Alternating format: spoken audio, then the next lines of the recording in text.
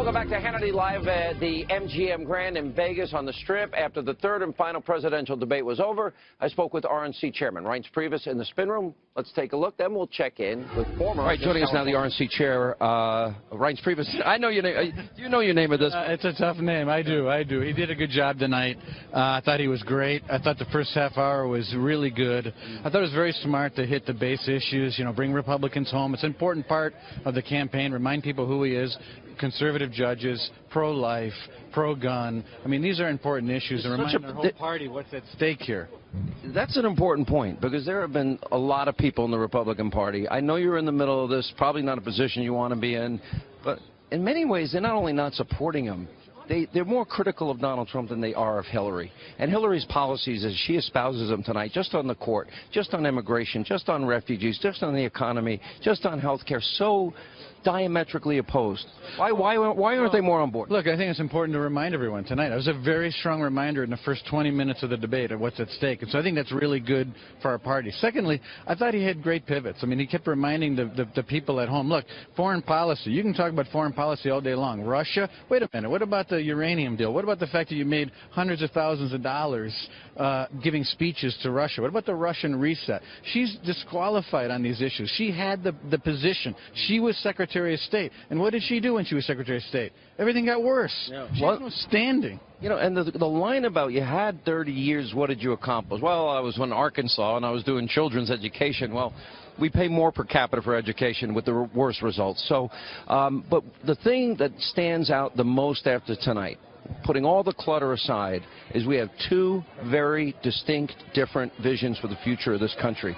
On the courts, on refugees, on ISIS, on immigration, on Obamacare, on the economy, on energy, on education. These differences are deep and profound. Well, they're deep and profound. And the fact that even, I don't want to go back to the life issue for a second, but I thought it was very stunning that she doubled down on partial birth abortion in the 8th and 9th. No, 9th, last week. I mean, honestly, people can have differences of opinion here, and I'm very strong pro-life, and I get it. It's one of these issues in general elections sometimes people like to stay away from. But I'll tell you what, the fact that she came out and didn't actually say, that 8th or 9th month might be a little bit different. The fetus is viable. I was actually impressed because Trump knew the Heller case, had details about the Heller case. And look, obviously that wouldn't be his wheelhouse as a businessman, not a lawyer. I was pretty impressed he knew. Of course, and most people out there, even smart business people, aren't sitting out there spouting off the Bill of Rights and talking about the amendment. Look, she hates the Second Amendment, but she loves the Fifth Amendment. So do all of her employees. They plead the Fifth all day long. It's her favorite amendment. That's what she's all about. What do you think of these new Project Veritas videos?